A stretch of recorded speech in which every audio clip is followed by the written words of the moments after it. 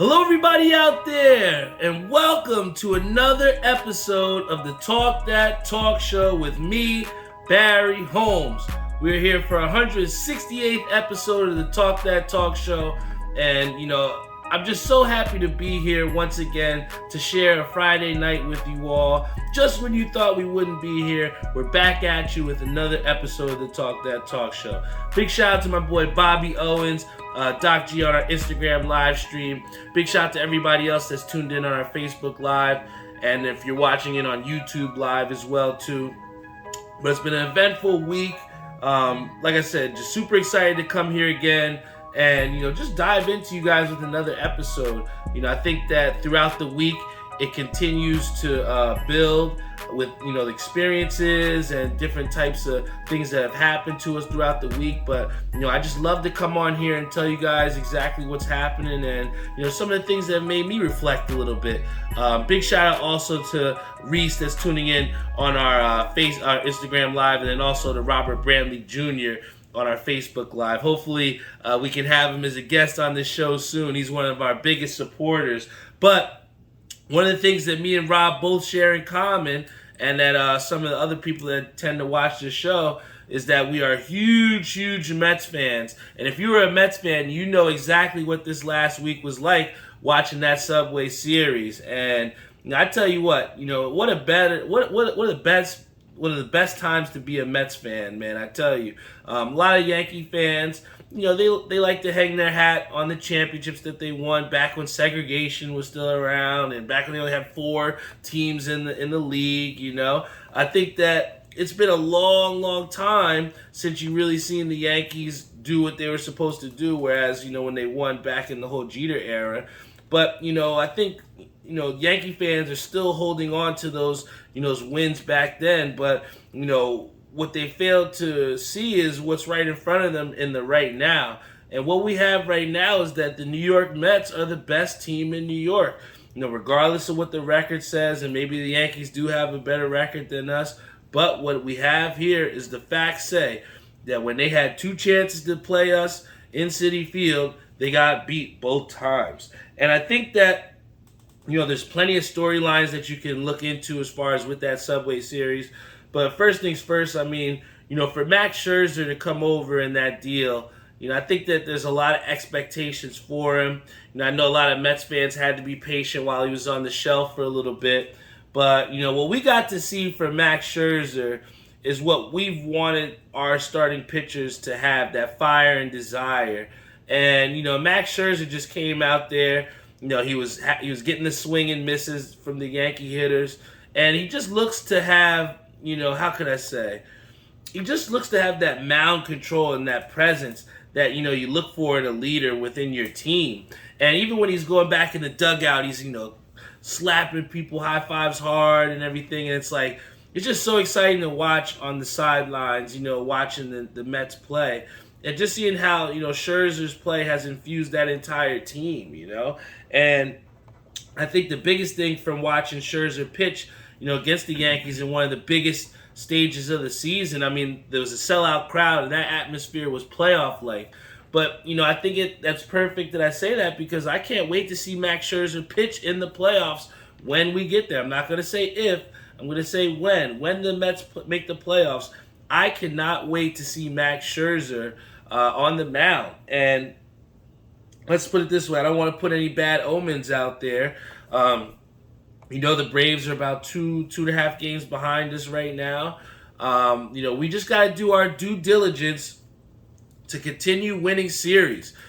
Taking 2 out of 3. I know we're playing the Marlins. So, you got to beat up on the teams that you're supposed to win, So, taking 2 out of 3 from the teams you're supposed to. Taking 3 out of 4. And maybe splitting some series against some teams that you shouldn't have. I think when we split against the Dodgers, midway through that, I think it was May or June, that was huge for our ball club, because that was the first time we got tested when we went on that West Coast road trip. So, I think if we could continue to, split series, take series against the teams that you're supposed to, we can avoid that wild card game. You see that the wild card game hasn't done as well in recent history for the Mets. So, if we can stay as division leaders, stay healthy, hopefully get DeGrom back soon. We're going to be a tough team to play in the postseason. And I think that, those wins that we got against the Yankees in a playoff type atmosphere like that, especially for Lindor, who last year he excelled in the Subway Series, hitting, I think, 3 home runs or something in one game. To see him carry that over and get, a couple clutch hits in that series this year, like I said, the Mets team does not look like they can't rise to the occasion. I think that that's what that Subway Series showed us, is that, with a healthy Max Scherzer, with some run support, the Mets are going to be tough to stop. And I think in that second, and then also, in that second game, we saw that the Mets were able to come back.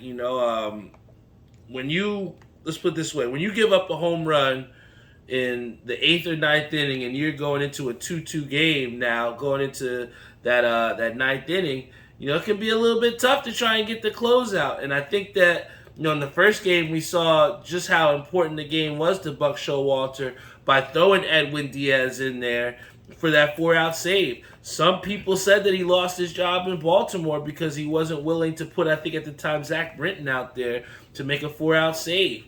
And I think for him to have that confidence in Edwin Diaz, to see Edwin Diaz who's elevated his play, it's kind of solidified, for us, that back end where it was a little bit unstable and inconsistent at times. Jeffrey knows I'm huge on, Ottavino and Lugo and how they have been at times underperforming. But in the Subway Series, we saw they had some great relief outings, man.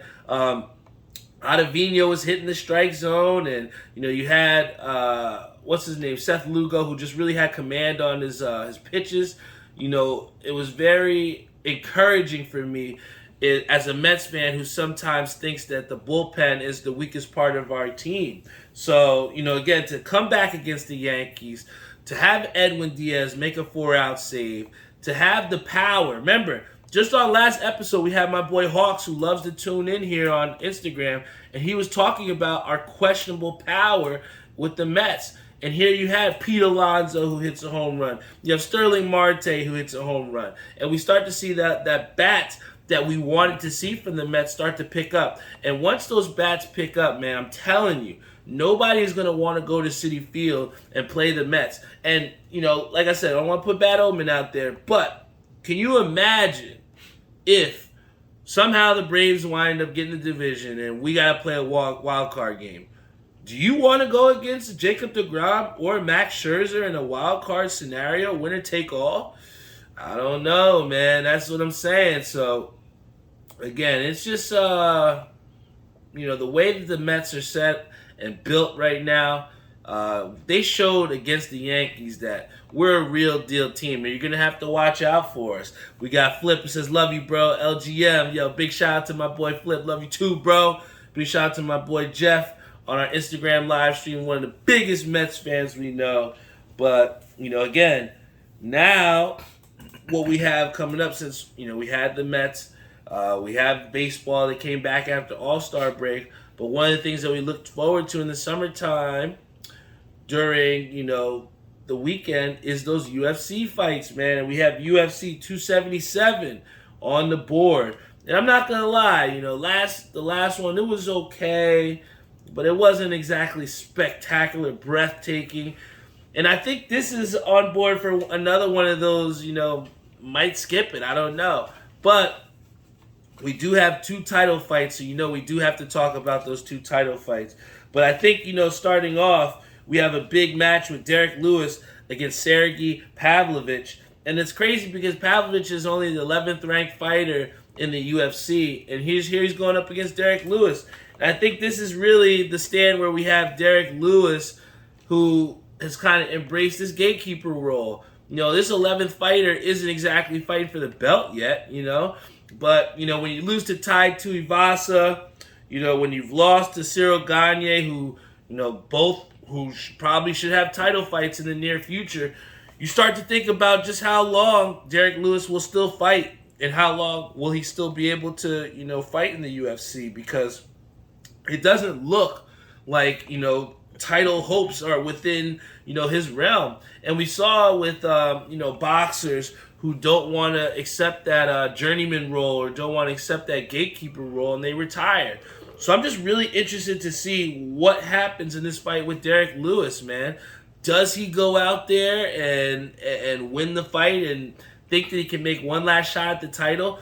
Or does he lose to a guy in Pavlov who's no slouch and is on his way out of the UFC? Because, and Derrick Lewis, who's one of the guys who holds one of the most knockouts in UFC, it's tough when you're a heavyweight because you don't really see too many, fights go the distance. Someone usually gets knocked out. And unfortunately for Derrick Lewis, he's been on the bad end of that.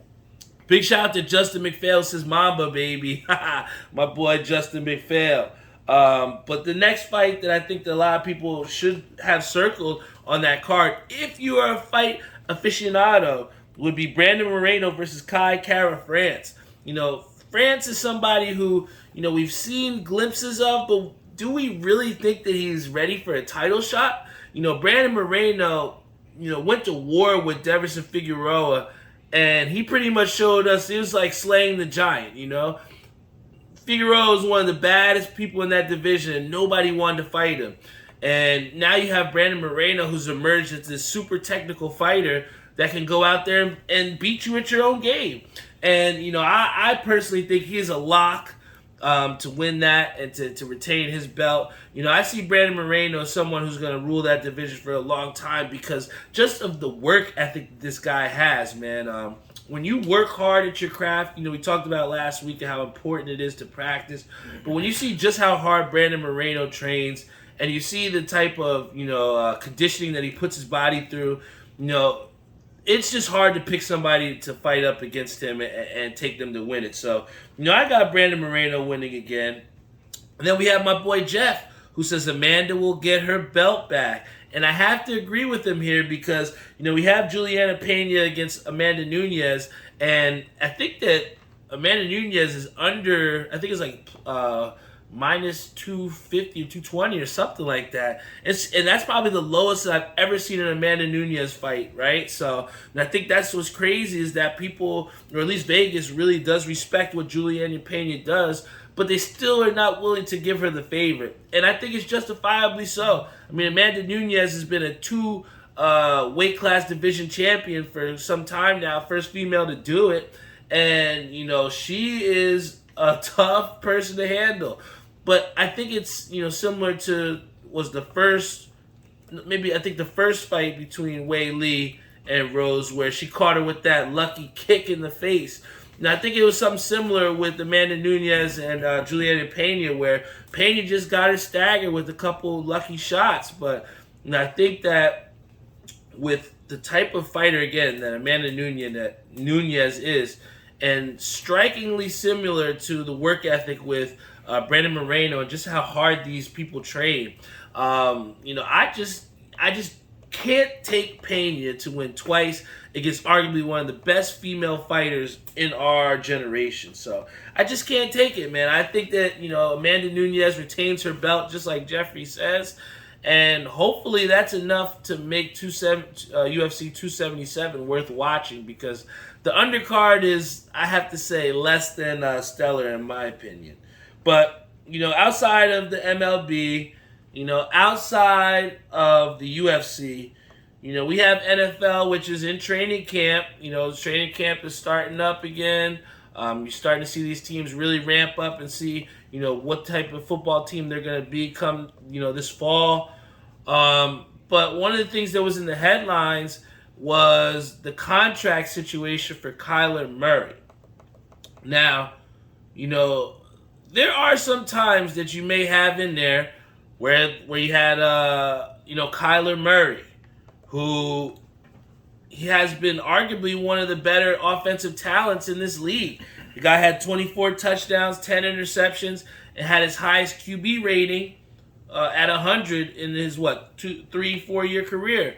But the problem is, in this contract extension that this guy gets, in such a glorious time where, people should be, celebrating, Kyler Murray, the way that, He's kind of taken that short stature to where people thought Russell Wilson could play quarterback, and he excelled and won a Super Bowl. And a lot of people have the same expectations for Kyler Murray. But at the end of the day, the thing that we have a headline for is that, the Arizona Cardinals put in there a clause so that he has to study film for 4 hours a week. And I know that clause was then retracted, but you can't take away from the residual effect that happens when something like that goes out to the media. And you have no question but to think why something like this would get in place for someone like Kyler Murray. And it's difficult because now you have the conversation where they're saying an anonymous source. I would love to hear who these anonymous NFL sources are, because they're spineless people that hide behind digital walls. I want to know who you are, and let's see what you think. But the anonymous source said that Lamar Jackson wasn't a top-tier quarterback. We had an anonymous NFL source that said Patrick Mahomes can't make past the first read, and he plays street ball. Now you have Kyler Murray, who has a clause in there that says he has to study 4 hours a week. And it sucks when you have people question the integrity. But what do these all three quarterbacks have in common? Yes, I think you know what they have in common. They all have a little bit darker shade to the skin. But, it just always goes back to, what our parents have told us, that, when you're black, you just got to work 10 times harder than the next person. And it sucks that that's the way it is. But, when you have the whole franchise, a team that just gave you a multi-million-dollar deal, and yet they still say that, hey, we want to give you this money for your athletic talent, but we just don't think you're there intellectually. You still got to study some more game film. And I just think that's crazy because, the stigma for black quarterbacks oftentimes always is, they go off on their athletic talent. When it comes down to making the reads, they can't really stay in the pocket, have the pocket presence. And then Teddy Bridgewater came by, and then you didn't really hear about, they don't want to stay in the pocket. But yet you still have these, backhand racist comments or these backhand things that we like to call subtle racism, right? I remember, and I'll give you a perfect example of this, right? Kyler Murray, they're completely blasting him, saying, this guy, he's not in it to win it. We're questioning his professionalism. We're questioning why is it that he's getting paid these multi-million dollars when he doesn't know the playbook. Okay, these are all the things that are said to Kyler Murray. What the fuck happened when Rob Gronkowski went on ESPN and pretty much was joking about how he didn't take off-season workouts seriously, how he recorded himself in multiple different shirts so that he didn't have to go through the workout? Nobody blasted him for his work ethic. People were saying how smart he was for going out and tricking teams. And my thing is, how can that be the narrative for a guy who's blatantly not doing his job? But here you have side-hand comments for a guy who was damn near one of the best offensive players in football, has a clause like this in his contract, and yet the criticism is on him as opposed to a Rob Gronkowski who is blatantly bullshitting. And again, it's that subtle racism that we continuously have to deal with, especially as, black athletes, man. I don't think, and that's bullshit that people think that black quarterbacks aren't as intelligent or, survive off athletic talent as opposed to being real quarterbacks. Some of the best quarterbacks in our generation have been black. But, I think that this is the stigma, or these are the type of conversations that are going to come out when you have someone like Kyler Murray, who they're saying he needs to study more film. How about Daniel Jones? I don't see the New York Giants going out saying that dude needs to study more film. I didn't see him go through his second and third reads. I saw him getting blasted in the pocket because he couldn't throw the ball and deliver it well. Why aren't we talking about him? Why aren't we saying this guy needs to study more film, Why aren't we talking about a Justin Herbert who says maybe he needs to study a little bit more film because towards the end of that season, he fell off, and that's why the Chargers weren't in the playoffs. But here we're talking about a black quarterback in Kyler Murray and saying that this guy needs to study more film and put a trade clause in there. But yet the people that are struggling, the real quarterbacks out there that aren't doing their job and aren't taking teams to the fucking playoffs are the teams and are the quarterbacks that get them easy pass. And that's bullshit. And it sucks. And it's literally the same thing that we have to deal with why we don't have black coaches in the NFL. That's the same reason why we don't have black executives or majority black owners in the NFL. The subtle racism that continues to happen in the NFL, it just gets swept under the rug and we're supposed to think nothing about it. That shit is bullshit. But moving on past that, I could talk about all day, man, but it's crazy. But the one thing that we do have that's coming up here is that the NHL is going to end their contract with Adidas following the 2022-2023 season. And the one thing, I know this is big because people think, well, are they going to go Nike? Are they going to go back to CCM? Who knows? But, I just know that it's a big opportunity for someone to step in there and take advantage of a big marketing position with having those jerseys with the NHL. But the one thing that kind of made me think back to was how the New Era lost their NHL licensing for hats. I love my fitted hats. And the NHL fitted hats that they had were absolutely fire. But the problem is, the contract that was signed with Fanatics is a pretty lengthy contract. And when I looked it up, the last time that New Era was able to make NHL fitteds was back in 2005.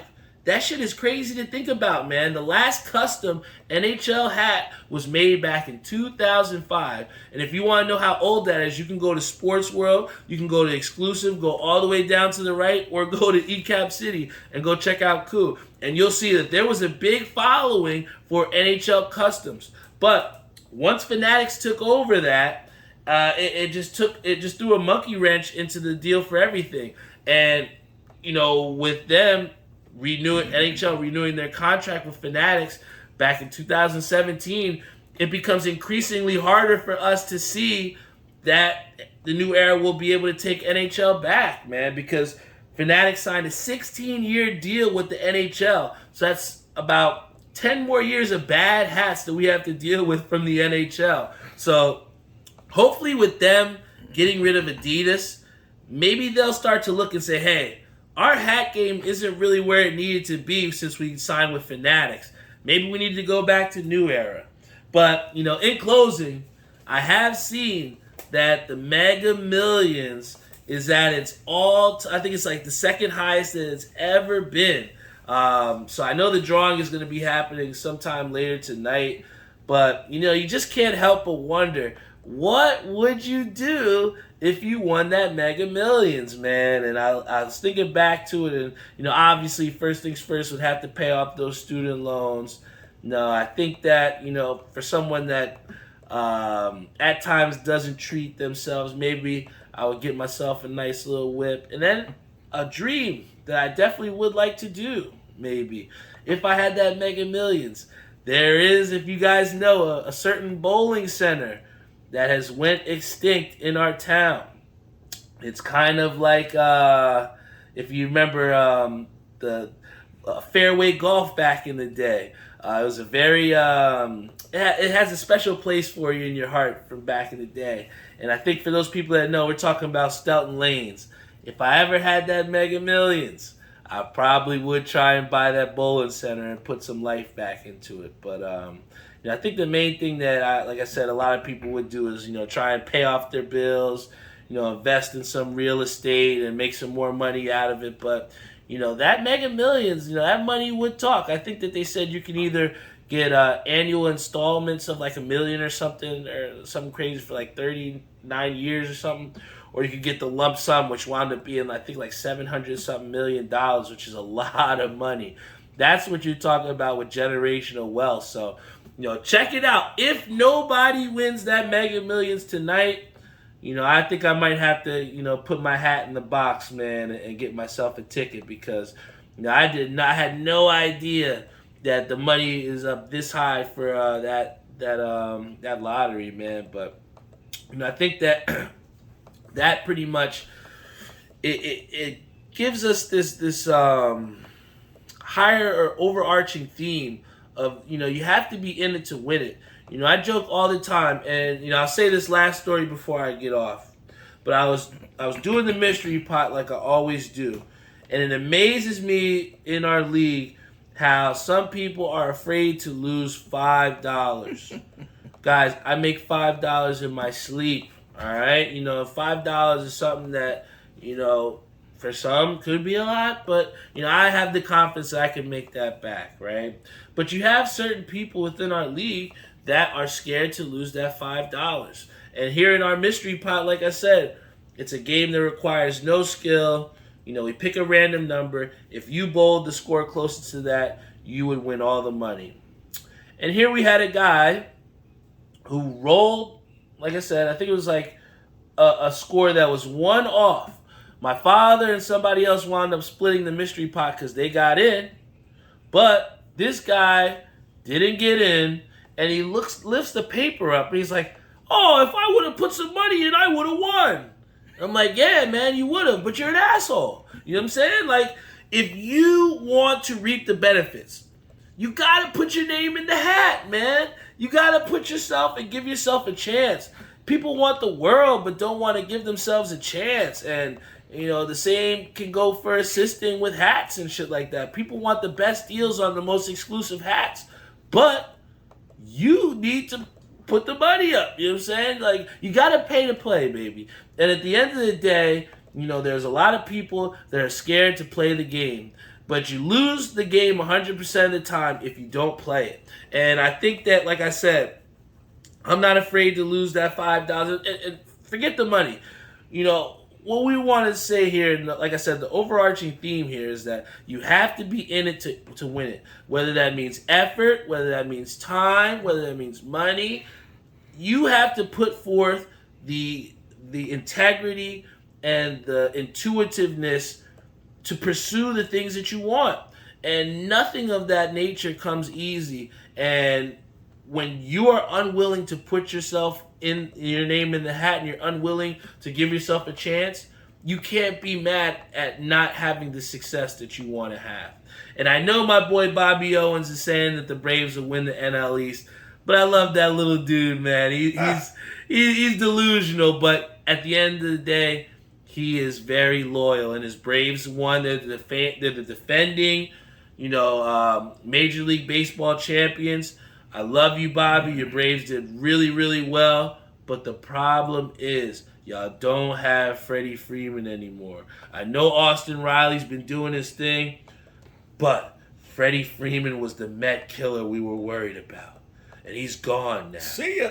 I don't think we're going to have to worry about the Braves. I'm telling you, we beat y'all in Atlanta. We've shown that we can beat the Yankees. And once we do it, and listen, I know everybody's like, "Oh, you guys played the Yankees when they had their worst pitchers." Throw out Garrett Cole.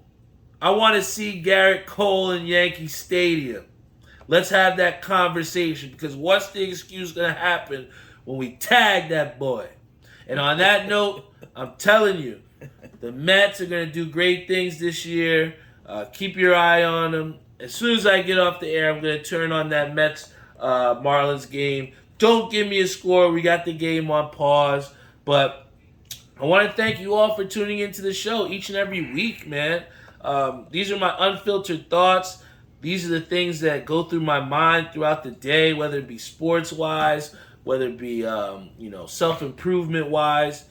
I just want to continue to come here, give you guys an episode of the Talk That Talk Show, give you all a reason to wear your shirts, give you all a reason to listen to the show every week. And I just appreciate your support, man. I wouldn't be here if it wasn't for Bones Brims on our Instagram live stream, if it wasn't for K-Sam on our Instagram live stream, Justin McPhail on our Facebook live stream. There's so many loyal listeners. Shout out to my boy Lenny, who's always challenging, saying, how much he loves the show and how he can't wait. Those people and you all are the reason why I can continuously come here and be myself and be confident enough to be vulnerable enough to give you guys the best version of myself each and every week. Lenny talks about consistency in the chat, but it's something that's really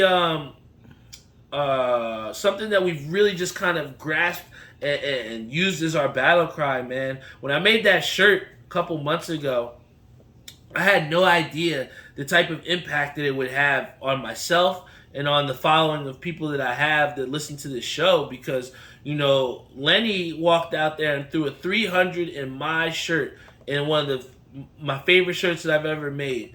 And, that takes consistency. So when people truly believe the ideals that what make you who you are, it's a gratifying feeling to empower people to think about themselves higher and to see and to show them what they can do as well too, with just a little bit of belief in yourself. The most dangerous people are the people that believe in themselves, and that's why I'm telling you, Bobby, the Braves ain't taking the East this year. So big shout out to everybody that tuned in. I love you all. You can always check us out at talkthattalkshow.com. Talk that talk. Subscribe on YouTube. Check us out on Instagram. Check us out on Facebook. We're going to be going to the Mets game August 13th against the Phillies. We're going to have unlimited beer and alcohol an hour before the game up until the 7th inning, with an $18 food voucher in return as well too. We got about 16 people going with us for that Mets game. It's going to be absolutely fantastic, big fun. And that's what it's all about. I'm going to continue to try and make events like that. Maybe we can potentially in the fall think about doing a Knicks game event with that. Maybe we could potentially do a Devils outing with that. Who knows? Just keep tuning in with us, because you never know what you'll find in the Talk That Talk show. Love you all, and see you all next week.